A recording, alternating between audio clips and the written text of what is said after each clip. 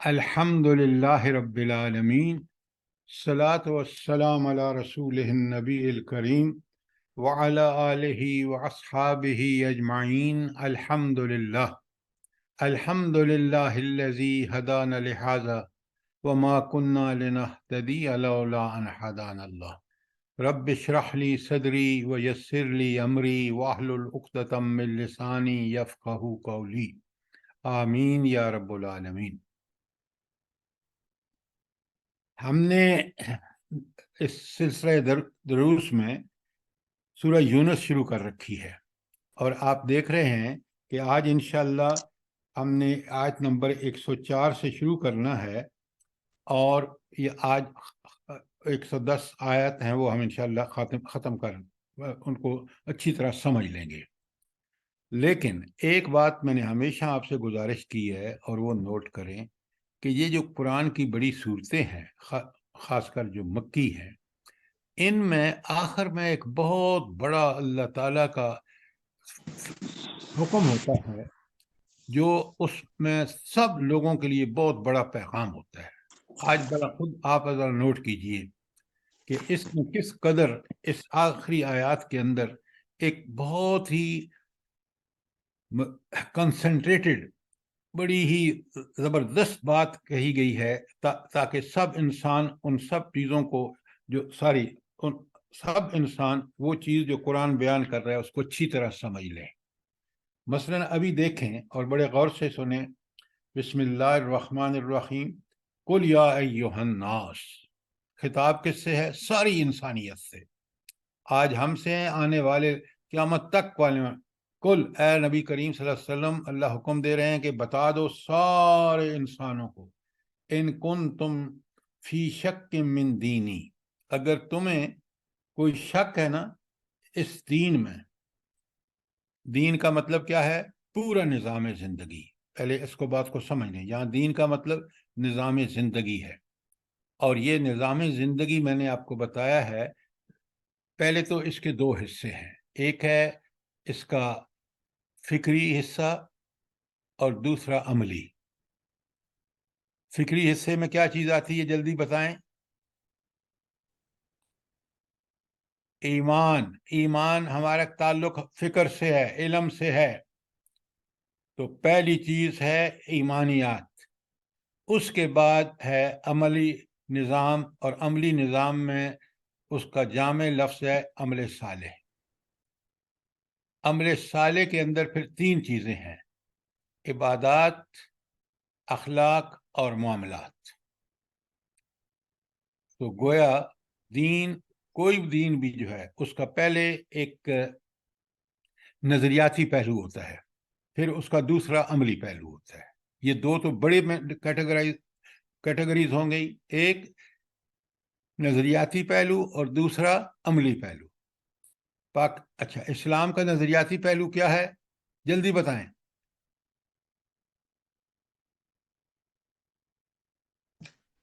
توحید سر، ایمانیات، پورا ایمان، ایک توحید نہیں۔ ایمانیات اسلام کا نظریاتی پہلو ہے، اور باقی سارے اعمال جس کو ہم وہ کہتے ہیں عمل صالح، وہ سارے کے سارے عملی پہلو ہیں۔ اب عملی پہلو میں تین چیزیں ہیں، عبادات، فقہی عبادات، نماز، روزہ، حج، زکوٰۃ۔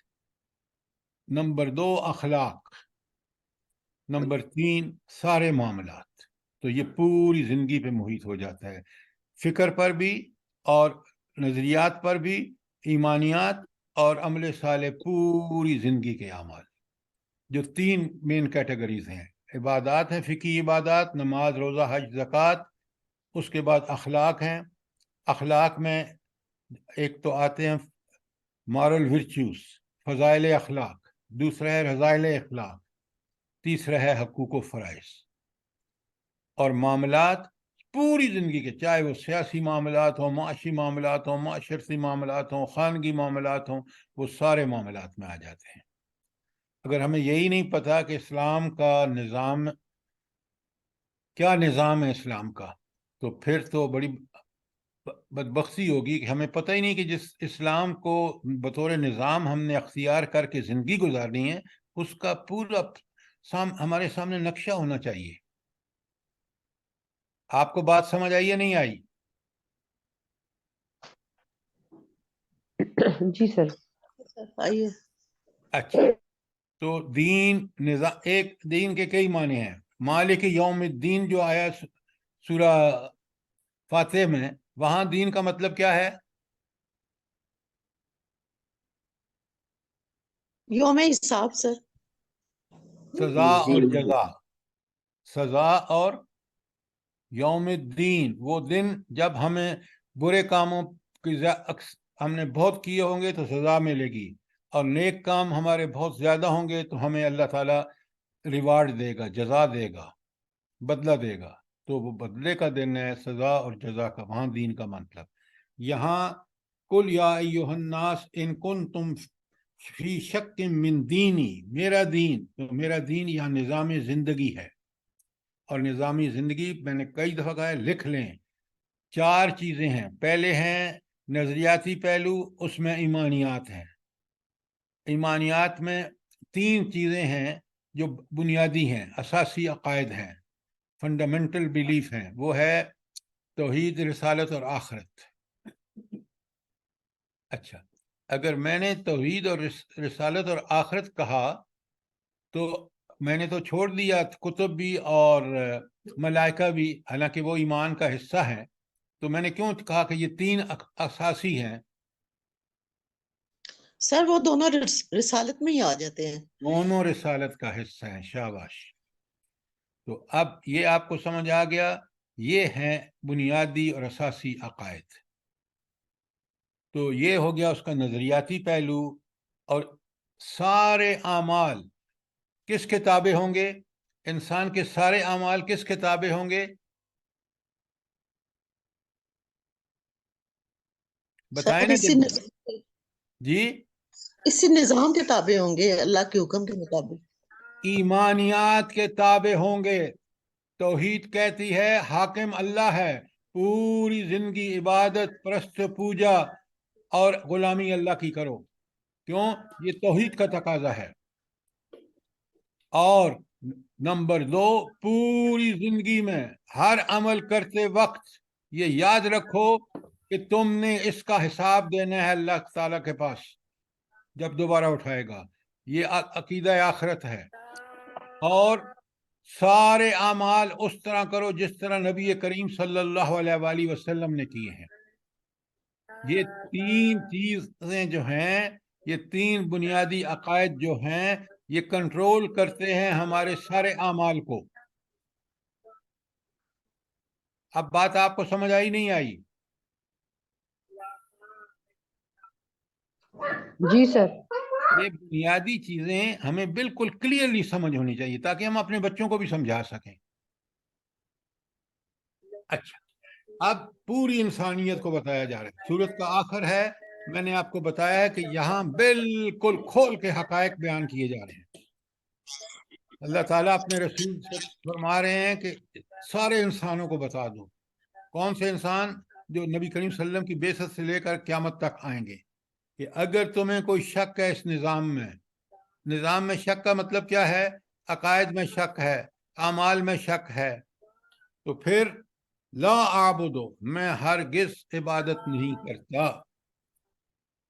تعبدون من دون اللہ، ان لوگوں کی جن کی تم عبادت کرتے ہو سوائے اللہ کے. میں نہ کسی کا کہنا مانتا ہوں، نہ اطاعت کرتا ہوں، نہ پست پوجا کرتا ہوں، نہ میں غلامی کرتا ہوں.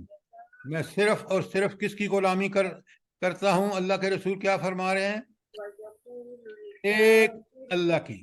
اہم بات ہے، یہ آیت نمبر 104 میں نوٹ فرمائیں کہ اللہ رب العالمین اتنی اہم بات ہے کہ اپنے رسول صلی اللہ علیہ وسلم سے فرما رہے ہیں کہ ان لوگوں کو بتا دو.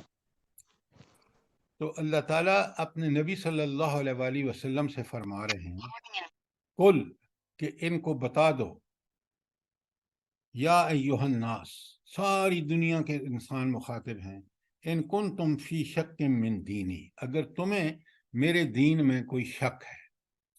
دین میں شک کا مطلب ہے کہ چاہے دین کا ایمانیات ہوں جو نظریاتی حصہ ہے، توحید، آخرت، رسالت، اس میں کوئی شک ہے، یا وہ نیک اعمال، عمل صالح جو ہیں سارے کے سارے، چاہے ان کا تعلق عبادات سے ہو، فقہی عبادات سے، چاہے اس کا تعلق اخلاق سے ہو، چاہے اس کا تعلق معاملات سے ہو، ان میں کسی میں بھی تمہیں اگر شک ہے تو ہاں، فلا اعبد الذین تعبدون من دون اللہ، میں ان کی عبادت ہرگز نہیں کرتا جن کو تم اللہ کو چھوڑ کر عبادت کرتے ہو۔ اچھا، یہ نبی صلی اللہ علیہ وسلم فرما رہے ہیں کہ میں اس کی ہرگز عبادت نہیں کرتا جس کی تم اللہ کے علاوہ عبادت کر رہے ہو، ولیکن، بلکہ اور لیکن، اعبد الذی یتوفاکم، میں اس کی عبادت کرتا ہوں جو تمہیں موت دیتا ہے۔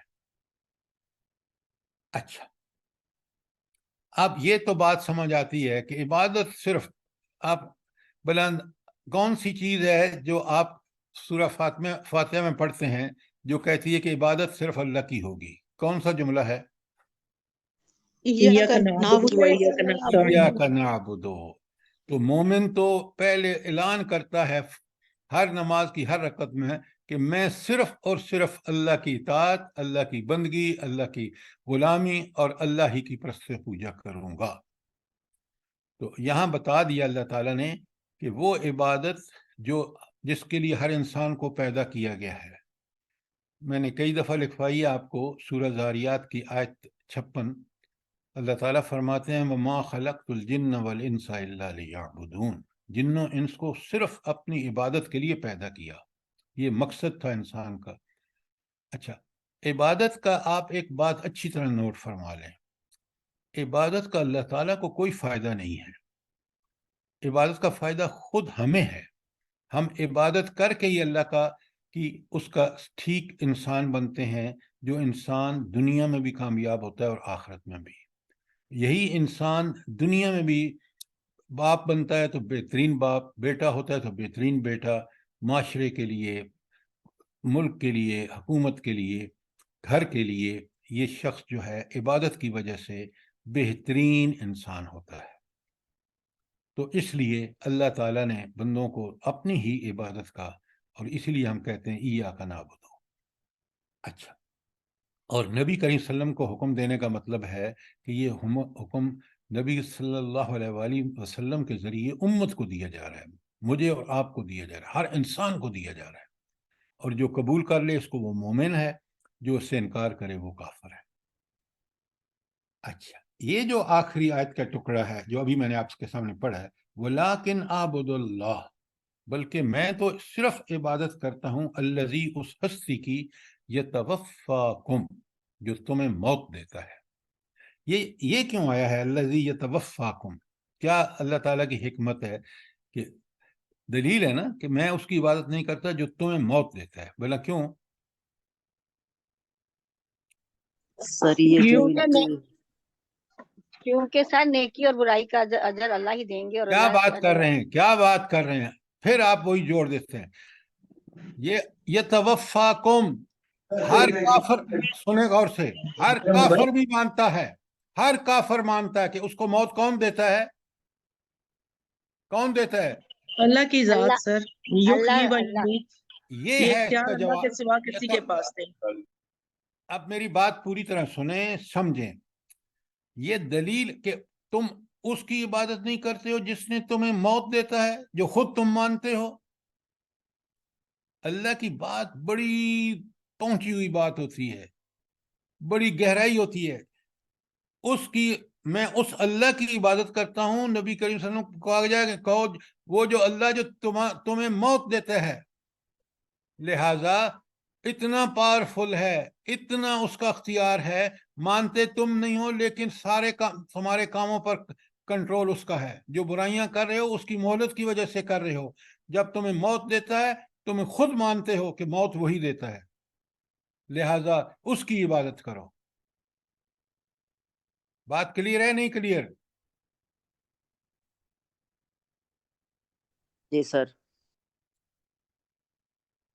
وَأُمِرْتُ، اور مجھے حکم دیا گیا ہے، ان اکون من المؤمنین، کہ میں مومنوں میں سے ہو جاؤں. اب یہاں مومن وہ نہیں ہے جو ہم مومن ہیں آج. مسلمان آج کا مومن نہ وہ ایمان پکا اس کا. کیوں؟ ایمان آپ کو ملے گا قرآن کے مطالعے سے، حدیث کے مطالعے سے، سیرت کے مطالعے سے. وہ محبت آپ کو پیدا ہوگی جب اس کو پڑھ کے سمجھ کے قرآن اور سیرت کو، کہ وہ محبت کے لائق تو وہ ایک ہی ہستی ہے. جتنی صفات اس کی جیسی ہیں کسی اور میں نہیں ہے. خود میری ذات پر اس کا کتنا کرم ہے. کائنات میں ہر چیز اسی کے فضل و کرم سے زندہ اور کائنات میں اپنا مقام کام کر رہی ہے. لہذا یہاں بات بڑی سمجھنے کی ہے کہ اللہ رب العالمین وَأُمِرْتُ، مجھے حکم دیا گیا ہے، ان اکون من المؤمنین، کہ میں ایمان اور ایمان کے پورے تقاضے پورے کرتے ہوئے زندگی گزاروں گا تو میں مومن ہوں. اگر میں دعویٰ ایمان کا کروں اور اعمال میرے کافروں اور عیسائیوں اور یورپی اور امریکن جیسے ہوں تو پھر میں مومن نہیں ہوں. تو یہ تھی آیت 104، اور آپ نے دیکھا میسج کتنا لاؤڈ اینڈ کلیئر ہے.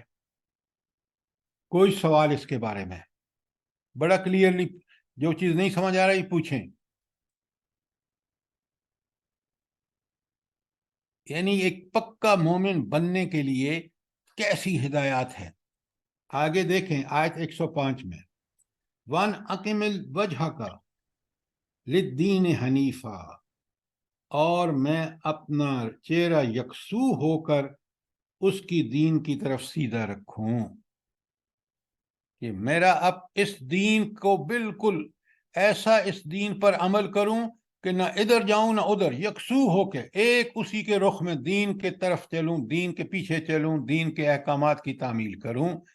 یہ اللہ کا رسول بتا رہے ہیں کہ یہ ہے وہ کام جو مجھے کرنا ہے.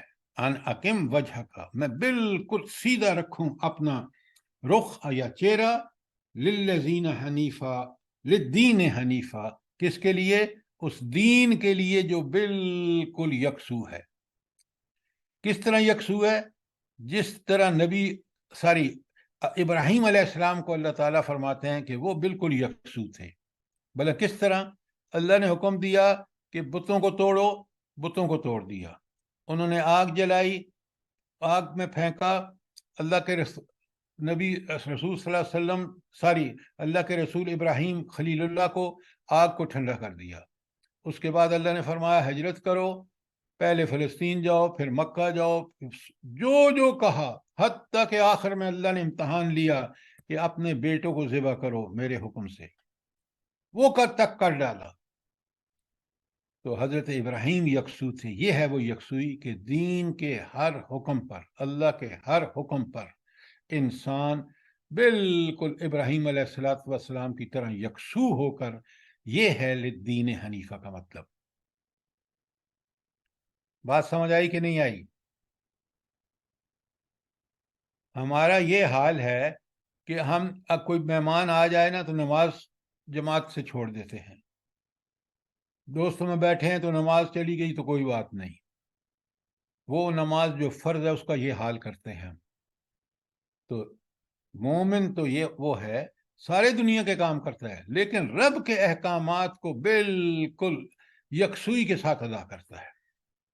یہ ہے مطالبہ. کتنی اہم بات ہے، ذرا دیکھیں. اس کے بعد اگر کوئی سوال ہے تو کریں فٹافٹ. اس کے بعد آپ دیکھیں. جی سوال تو نہیں ہے لیکن اس کے ساتھ وہ آیت ریلیٹ کرے گی، ان صلاتی و نسکی و بالکل بالکل.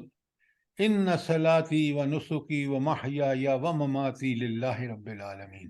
یہ اسی وقت ہوگا جب یکسوئی ہوگی کہ میری نماز، میرا جینا، میرا مرنا، میری قربانی، سب چیزیں خالصتاً اللہ کے لیے ہے. یہ نماز میں کیا پڑھتے ہیں آپ؟ التحیات للہ والصلوات والطیبات. بالکل یہ میری ساری قربانیاں، ساری عبادتیں جو ہیں وہ ساری کس کے لیے؟ اللہ، یہ بھی یکسوئی ہے جب ہم یہ کہتے ہیں اور اس پر عمل کرتے ہیں۔ تو آگے چلیں، دیکھیں کتنی اہم ہدایات ہیں۔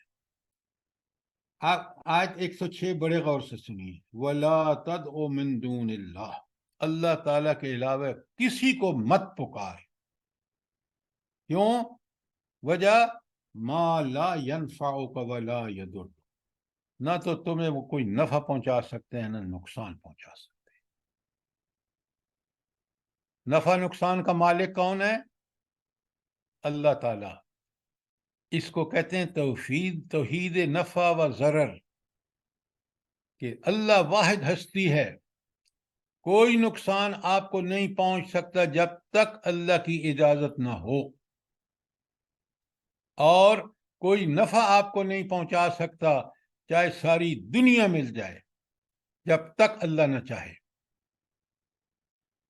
مثال آپ کے سامنے ہے افغانستان کی، ساری دنیا پر امریکہ کے ساتھ، سارے مسلمان ملک اللہ کے باغی اس کے ساتھ، تعداد دیکھ لیں، ذرائع دیکھ لیں، وسائل دیکھ لیں، لیکن وہ کوئی نفع نہیں پہنچا سکے امریکہ کو۔ وہ شکست کھا کے ذلت سے واپس بھاگا۔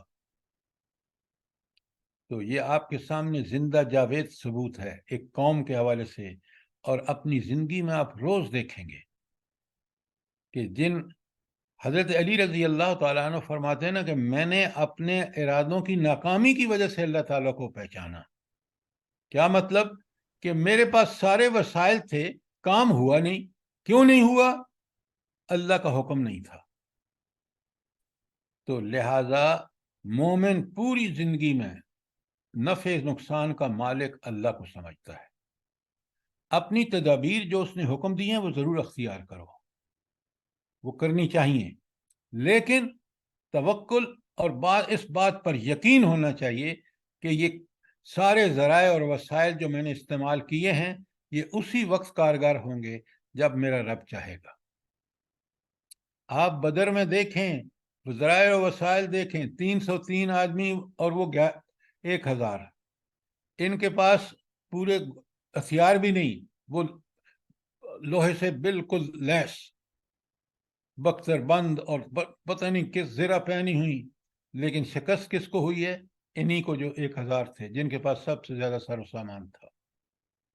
تو اللہ تعالیٰ اسی لیے صحابہ اور صحابیات کا جو ایمان اور یقین تھا نا، وہ بالکل کہ اللہ نے یہ فرما دیا یہ برحق ہے۔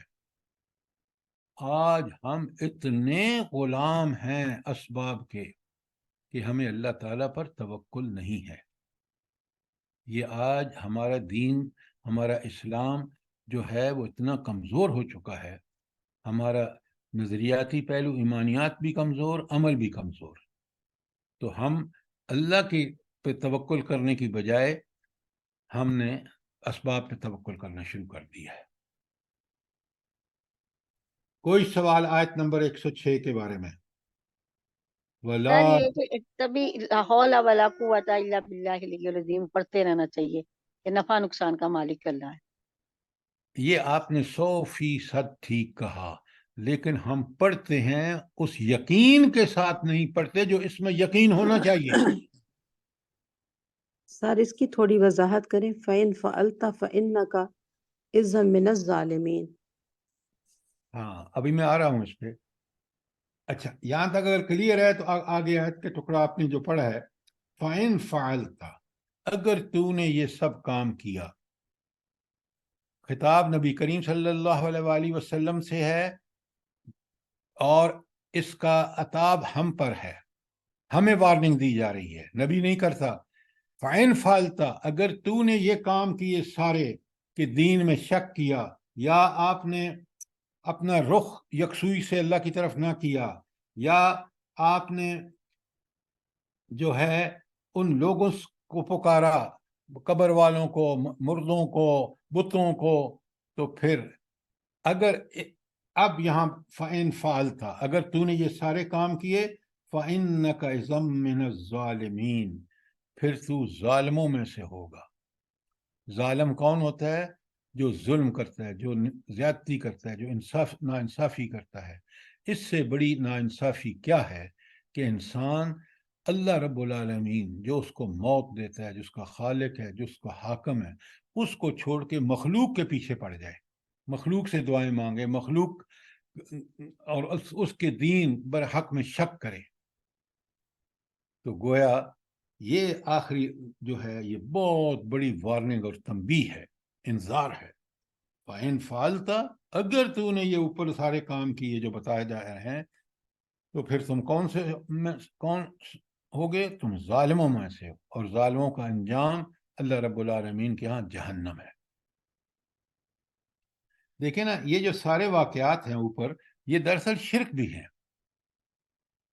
کہ اللہ کے دین میں نعوذ باللہ کیڑے نکالنا، اللہ تعالیٰ کو اپنا حاکم اور رہنما نہ ماننا، اور بتوں سے جا کے دعائیں مانگنا، یہ سارے شرک ہیں۔ کوئی سوال جو یہاں آیت نمبر 106 تک آپ کو کلیئر نہ ہو؟ آگے چلیے، نفع و نقصان کے بارے میں کتنی حتمی بات آ رہی ہے، اور آپ دیکھیں کیا جواز ہے ان مقبروں کا، ان قبروں کا، ان آستانوں کا، جہاں جا کے لوگ شرک کرتے ہیں۔ وَإِن يَمْسَسْكَ اللَّهُ بِضُرٍّ، اگر اللہ تمہیں کسی تکلیف میں، کسی مصیبت میں مبتلا کر دے، فَلَا كَاشِفَ لَهُ إِلَّا هُوَ، اس کے علاوہ کوئی اس کو دور نہیں کر سکتا۔ مصیبت کو دور کون کر سکتا ہے؟ اللہ تعالیٰ کر سکتا ہے۔ اب تھوڑی سی ہم اس کو اور اپنے حالات میں سمجھتے ہیں۔ اس وقت ہم بڑے مصیبت میں ہیں، مہنگائی دیکھیں، امن و امان دیکھیں، رشوت اور برائیاں انتہا کی ہیں۔ تو ان میں سے کوئی نکال سکتا ہے تو وہ اللہ تعالیٰ ہمیں نکال سکتا ہے، اور اللہ تعالیٰ نے صاف بتا دیا ہے، برائیاں کرو گے، میرے دین کو چھوڑو گے، اس پر عمل نہیں کرو گے، اس کو نافذ نہیں کرو گے، تو یہ سب کچھ ہوگا جو آپ کی آنکھوں کے سامنے ہے۔ اب اللہ تعالیٰ فرماتے ہیں میں اس کو دور کر سکتا ہوں، بشرطے کہ آپ توبہ طائب ہو کے واپس اسی دین پر کو اپنی زندگی کا، اسی نظام کو اپنے ملک کا نظام بنا لیں، میں آپ کو اس آنے والے عذاب سے بھی بچا لوں گا اور تمہیں مہلت بھی دے دوں گا۔ قرآن کا یہ فیصلہ ہے۔ تو اگر مصیبت میں گرفتار ہو تو پھر سوائے اللہ تعالیٰ کے تمہیں کوئی نہیں بچا سکتا۔ وَإِن يُرِدْكَ بِخَيْرٍ، اور اگر آپ کے ساتھ وہ بھلائی کا فیصلہ کر لے، فَلَا رَادَ لِفَضْلِهِ، کوئی اس کے فضل کو ہٹانے والا نہیں۔ اس کا فیصلہ تھا، غور سے دیکھیں قرآن کو، سورہ یوسف پڑھیں، اللہ کا فیصلہ تھا کہ یوسف علیہ السلام کو اللہ تعالیٰ نے مصر کا وزیر خزانہ اور تمام اختیارات کا مالک بنانا تھا۔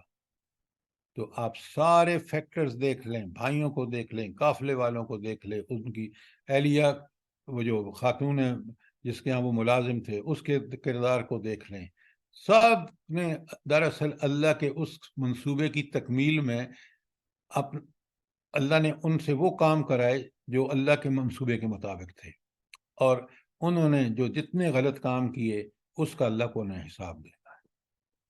ابھی میں نے آپ کے سامنے حضرت ابراہیم علیہ السلام کی مثال پیش کی۔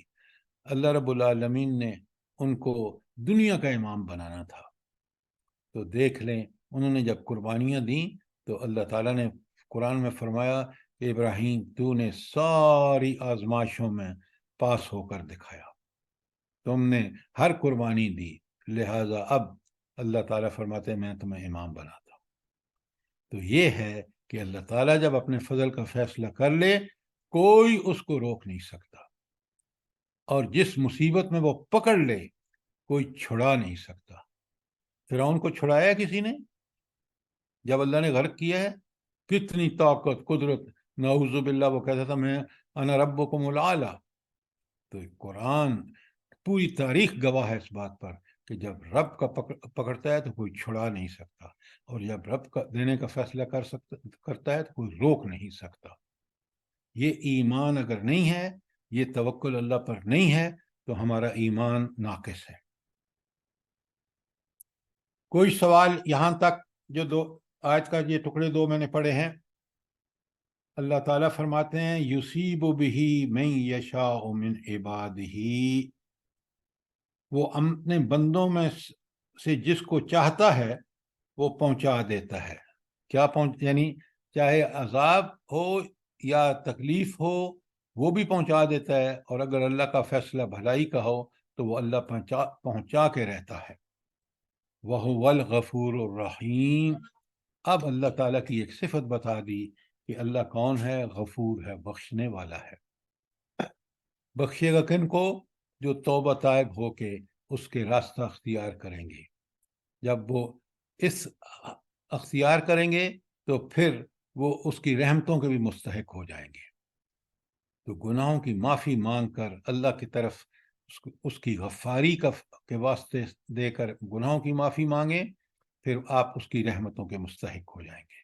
اللہ تعالیٰ مجھے بھی اور آپ کو اس کی رحمت اور غفاری کے لیے کام کرنے کی توفیق عطا فرمائے۔ آمین۔ آمین۔ آیت نمبر 107 پہ کوئی چیز جو کلیئر نہ ہوئی ہو؟ یہ ہمارا بہت بڑا امتحان ہوتا ہے، یاد رکھیں۔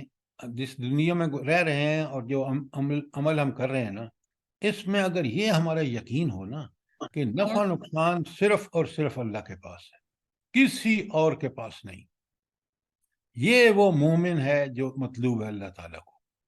اگر ذرا سی تکلیف پہنچی، اللہ گلہ مچا دی، قبروں میں جانا شروع کر دیا، پیروں کے پاس جانا شروع کر دیا ان کو، قسمت بتانے والوں کو، تو اللہ پہ یقین کیسا ہے پھر؟ تو لہٰذا یہ آخر میں دیکھیں کتنی عظیم اللہ تعالیٰ کی تعلیمات آ رہی ہیں۔ سر بہت بڑی بات، ساری آیت کو زبانی یاد کر لینا چاہیے۔ الحمدللہ میں نے کیا ہوا ہے، یہ پکا ایمان ہمارا ہے۔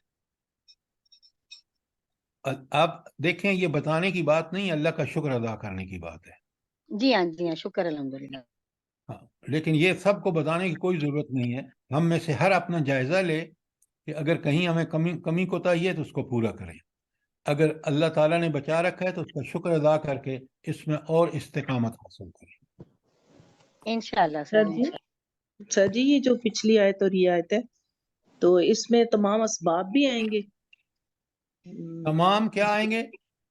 تمام کے تمام اسباب جو ہم اختیار کرتے ہیں اور ان پر بھروسہ کر لیتے ہیں اللہ کو چھوڑ کے۔ یہی تو ساری مرض ہے آج۔ اسباب آپ اختیار کریں، اللہ نے حکم دیا ہے، لیکن سارے اسباب ٹھیک ٹھیک اختیار کر کے حسب طاقت آخری ایمان یہ ہونا چاہیے کہ یہ اسباب سارے اسی وقت کارگر ہوں گے جب میرے رب کا میرا حق میں فیصلہ ہوگا۔ اسباب دیکھیں، یہاں دو چیزیں ہیں۔ آپ بڑا اچھا سوال کیا آپ نے۔ آپ کا اسباب اختیار کرنے کے بعد اگر نعوذ باللہ میرا یہ خیال ہے کہ بس اب یہ کام ہوا ہی ہوا، یہ غلط ہے۔ اسباب اختیار کر کے رب سے دعائیں کروں کہ پروردگار آپ مہربانی فرمائیں، یہ عمل جو میں نے جس کے لیے جو کچھ میری طاقت تھی میں نے کر دیا، آپ مہربانی کر کے، کیونکہ آپ ہی کامیاب کرنے والے ہیں۔ تو یہ اگر میرا ایمان ہے تو میں مومن ہوں۔ اگر میرا ایمان یہ ہے نعوذ باللہ کہ بس اسباب میں نے تو فلاں سے سفارش کرا لی، فلاں اور اس وہ جس افسر کے سامنے کرائی ہے، اب سوال ہی نہیں پیدا ہوتا کہ بات نہ مانے، اگر یہ میری ہے تو یہ کفر ہے۔ کیوں؟ میں سمجھ رہا ہوں کہ اسباب سب کچھ کر دیں گے، نہیں۔ پوری دنیا میں آپ دیکھ لیں، اپنے ماحول کو دیکھیں، اپنے معاملات کو دیکھیں کہ جب ہم نے اللہ تعالیٰ پہ توکل کیا ہے، یہ جو نفسیاتی مسائل پیدا ہوتے ہیں نا، بندہ ڈپریشن میں چلا گیا، ٹینشن میں، کیوں؟ یہ اس کی ایک بڑی وجہ یہ ہے کہ وہ اسباب کا غلام بن جاتا ہے. جب اسباب کام نہیں کرتے مایوس ہو جاتا ہے, او ہو دنیا لٹ گئی, فلان ہو گیا. لیکن اگر مومن ہے اور دعاؤں کے باوجود کام نہیں ہوا, کیونکہ توکل اس پر تھا, وہ کہتا ہے میرا اگر یہ جو نہیں ہوا نا تو میرے رب راضی نہیں تھا, اور اس میں ضرور کوئی حکمت ہے. میں نے اپنی زندگی میں دیکھا ہے, میں آپ کو بتاؤں کہ جب میں نے ایک چیز نہیں ہوئی تو چند سالوں بعد پتہ چلا کہ بالکل اللہ کی حکمت ٹھیک تھی, میری سوچ غلط تھی. کئی واقعات ہیں. لہذا انسان وہ ہے جو اپنے ہر کام میں اسباب کے بعد توکل اللہ, اور اگر اللہ اس کی حکمت اور اس کے علم کے مطابق اللہ قبول نہیں کرتا, اس میں ہمارا فائدہ ہے. میں آپ کو قرآن سے مثال دیتا ہوں تاکہ آپ کو بات اچھی طرح سمجھ آ جائے. اب آپ دیکھیں, حضرت موسیٰ سفر کرتے ہیں حضرت خضر کے ساتھ. آپ غور سے پڑھیں اس کو. وہ سوراخ کر دیتے ہیں کشتی میں, اور حضرت موسیٰ کہتے ہیں کہ یہ کیا کر دیا تم نے؟ بالکل ٹھیک کیا, شریعت کے مطابق یہ ٹھیک ہے کہ بھائی آپ ان کی بے گناہ ان کی کشتی میں سوراخ کر رہے ہیں بلا وجہ.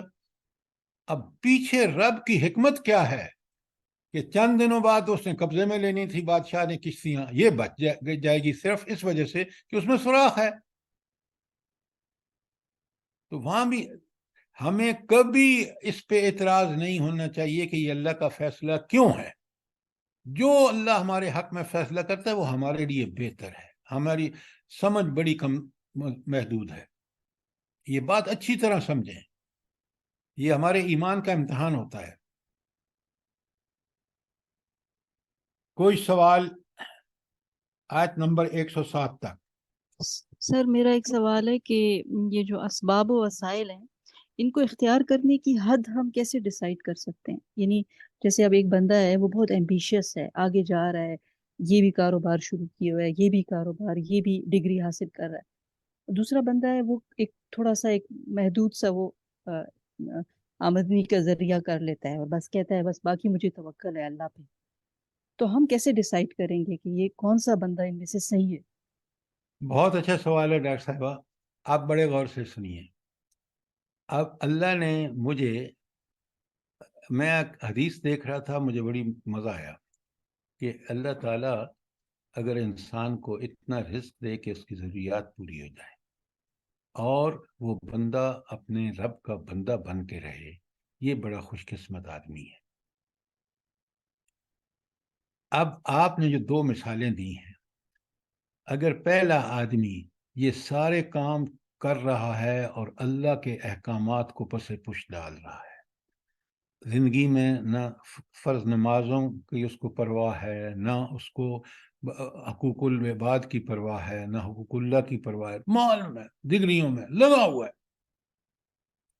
تو یہ تو انسان سورہ کہف کی آخری آیات جو ہیں وہاں اللہ تعالیٰ فرماتے ہیں کہ کل حل ننبئکم بالاخسرین اعمالا الذین ضل سعیہم فی الحیات الدنیا, جنہوں نے پوری زندگی کھپا دی دنیاوی کوششوں کے میں, جس طرح پہلے کی مثال دی آپ نے. دوسرا جو ہے وہ اگر جائز کوششیں رکھ کے اور مطمئن ہے اپنے تھوڑے سے پر بھی, وہ واقعی مومن ہے, کیونکہ اس کو اللہ پر توکل ہے. وہ کہتا ہے کہ بس دیکھیں نا, فکر دنیا کی نہیں, فکر کس کی ہونی چاہیے؟ آخرت کی. دنیا کی اتنی ساری فکر کہ مجھے اللہ تعالیٰ متاع الحسنہ دے دے اور میں اس متاع کو متاع الحسنہ بنا کے زندگی گزار دوں تاکہ اللہ سے ملوں. تو اس لیے یہ دونوں مثالیں میں نے آپ کو کلیئرلی بتا دی ہیں کہ جو شخص دنیاوی زندگی میں اپنی صلاحیتیں سب کچھ کھپا رہا ہے, وہ دراصل اپنی پیدائش کے مقصد کو ہی, جس کے لیے اللہ نے پیدا کی ہے عبادت, اسی کو نہیں سمجھا. بات کلیئر ہے؟ جی سر, جزاک اللہ, بہت اچھی طرح کلیئر ہو گئی. سر یہ بھی تو نہیں نا کہنا چاہیے کہ جب کوئی دوائی لے آئے کہ اس دوائی میں اس ڈاکٹر سے ہمیں شفا ملے گی. شفا اللہ دیں گے اس دوائی میں بھی.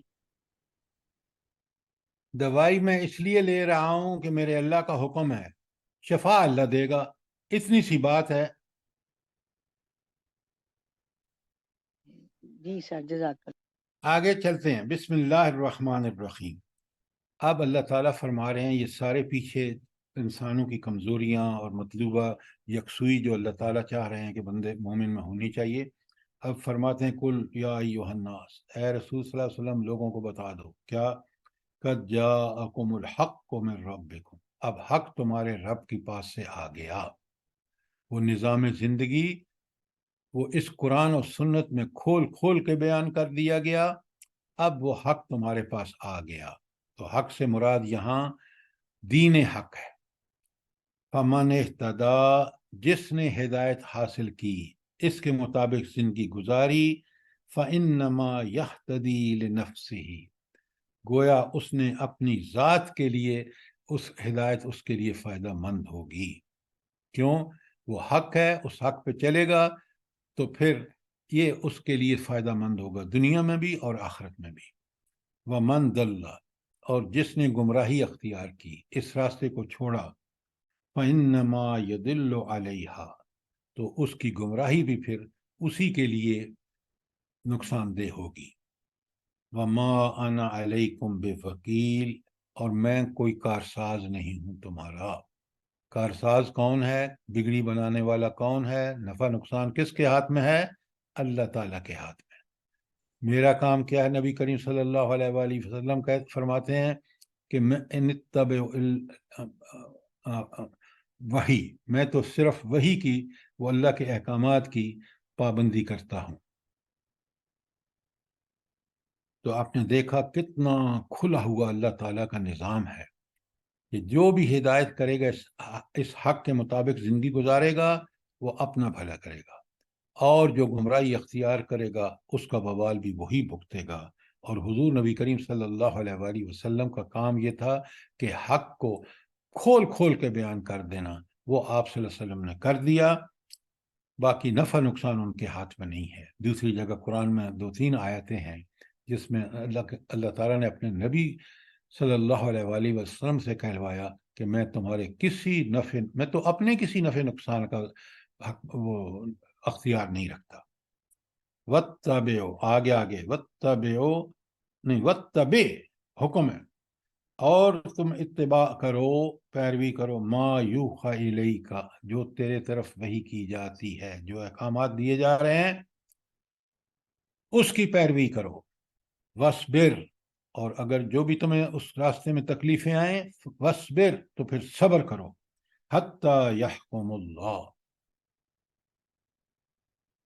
یہاں تک کہ اللہ تعالیٰ اپنا فیصلہ فرما دے۔ تو نبی کریم صلی اللہ علیہ وسلم کو اور آپ کے فالوور کو کس کا حکم ہے؟ حق پہ چلو، اور مشکلات آئیں تو صبر کرو۔ صبر کب تک؟ جب اللہ تعالیٰ کا فیصلہ آ جائے۔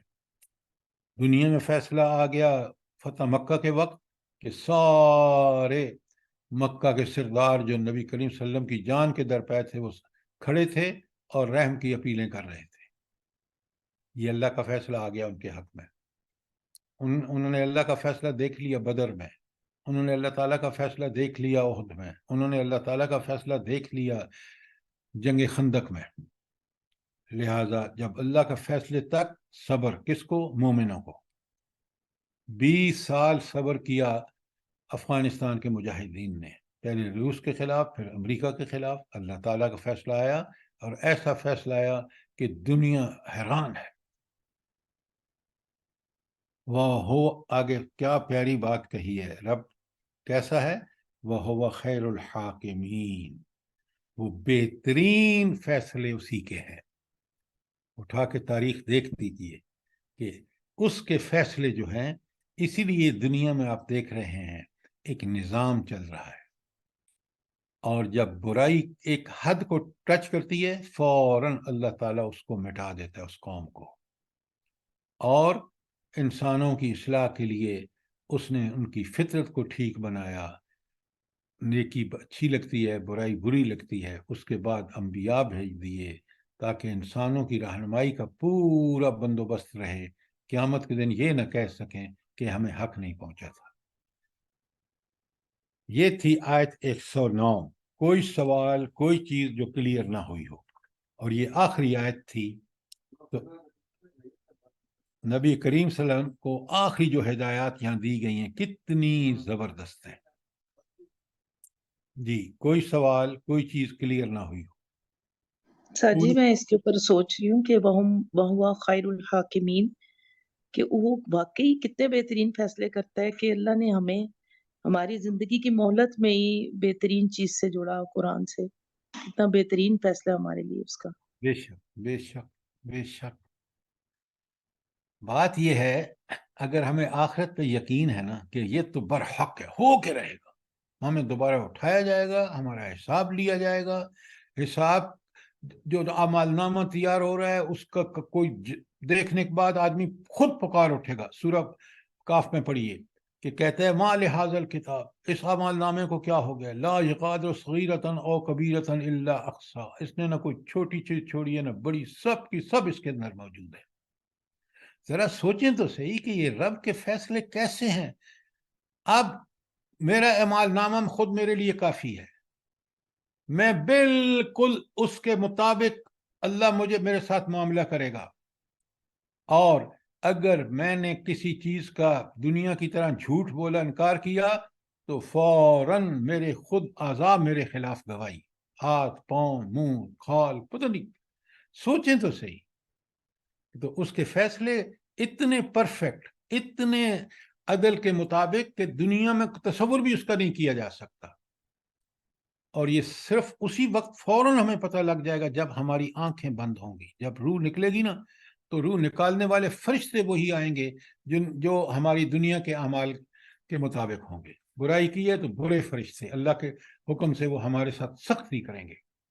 نیک رہے تو بڑے ادب سے فرشتے پیش آئیں گے، آرام سے جان نکالیں گے. اس پہ اگر ہمیں ایمان ہو تو ہم اس قرآن سے رہنمائی کبھی بھی نہ چھوڑیں. سر جی دیکھیں، یہ ایک اللہ تعالیٰ کا بہت بڑا کرم ہے ہم پہ، اور دوسرا ہمارے والدین کا. انہوں نے اگر ہمیں یہ پڑھایا نہ ہوتا تو ہم آج قرآن کے پاس کیسے جڑے ہوئے بیٹھے ہوتے. آپ یہ جو والدین کی بات کر رہے ہیں نا، آپ سوچیں رب کے فیصلے کیسے ہیں. ایسے والدین کے لیے جب آپ دعا کرتے ہیں نا تو ان کے درجات سبحان بھی. پھر قیامت کے دن آپ کے والدین جب اللہ کے سامنے پیش ہوں گے تو وہ دیکھیں گے کہ ڈھیر ساری نیکیاں کہاں سے آ گئیں. سبحان اللہ. وہ انہی کی نیکیاں نہیں ہیں، وہ آپ پر انہیں کوشش کی، آپ کی نیکیاں بھی انہی کے کھاتے میں جا رہی ہیں. اور آپ کی دعائیں ان کو پتہ نہیں کتنا فائدہ پہنچا رہی ہیں. قرآن و حدیث کو دیکھیں آپ. یہ رب بے کے شک احسان ہے اس کے فرما برداروں پر، جو اس کی فرمانبرداری کا حق ادا کرتے ہیں، وہ ان کو دنیا میں بھی چین اور سکون نصیب کرتا ہے. سر میں روز کلاس ختم کرتی ہوں نا تو مجھے یہ چیز بہت وہ سکون دیتی ہے کہ یا اللہ تیرا بہت شکر ہے، میرے ماں باپ نے مجھے اتنی تعلیم دی کہ میں تیرے ذکر سے جڑی ہوئی. قرآن حکم دیتا ہے سورہ تحریم میں، والدین سے کہتا ہے کو انفسکم و اہلیکم نارا، تم خود بھی جہنم سے بچو، اپنی اولادوں کو بھی بچاؤ. آپ بے کو شک. نہیں پتہ آج ہم کس قدر اللہ سے دور ہیں. والدین کتنے دور ہیں، ان کی اولادیں اللہ کے دین سے کتنی دور ہیں، آپ کو تصور بھی نہیں ہے. یہ تو اللہ نے ہمیں ایسے والدین دیے اور انہوں نے ہمیں نیک بنایا. اللہ تعالیٰ ان کو کروٹ کروٹ جنت دے. رب ارحمہما کما ربیانی صغیرہ، قرآن نے خود دعا سکھائی ہے.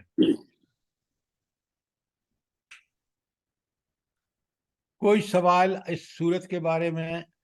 دیکھیں ہم نے بڑی عظیم صورت اس سے پہلے ختم کی ہے، سورہ توبہ، اور اب آپ نے سورہ یونس میں دیکھا کہ توحید کس طرح بیان ہوئی ہے اور کس طرح اللہ تعالیٰ نے ہمیں ان ہدایت اور تعلیمات سے اور آیات کائنات سے، قرآن کی آیات سے کس طرح ہمیں سبق آموز ہمارے لیے بنایا ہے. اللہ تعالیٰ مجھے بھی اور آپ کو اس قرآن سے کما حق کا ہو اس کو سے استفادہ کرنے اور اسی کی رہنمائی میں اور نبی کریم صلی اللہ علیہ وسلم کی سنت کی رہنمائی میں ہماری زندگی گزر جائے۔